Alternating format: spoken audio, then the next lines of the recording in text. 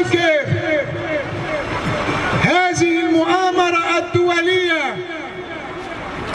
التي مرت عليها 25 عاما، والشعوب تدين وتستنكر سياسات هذه الدول المشؤومة التي أرادت من خلال أسر قائد الحرية، قائد السلام، قائد الذي يبحث عن الحقيقة الديمقراطية من أجل الحوار المتبادل، أرادت هذه الدول من خلال هذا الاعتقال والأسر للقائد عبد الله أوجلان ضرب الشعوب ببعضها. نسف جهود من أجل السلام ومن أجل الديمقراطية. رهبر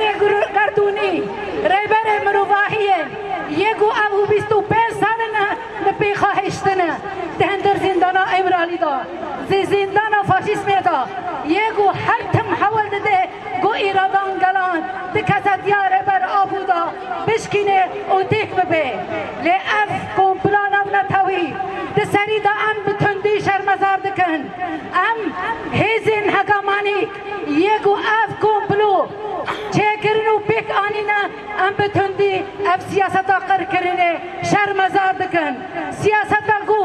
همو گلان قرد که سیاستا گو همو گلان تناید که او ایرادوان ده چوسینه اف ایرو 25 سالنا برخدانی لزدتری 25 سالا اف 5 سالنا تفکر آزادیه تید کوشه اول برخدره لبرانبری ذهنیت کپیتالیسمه ذهنیت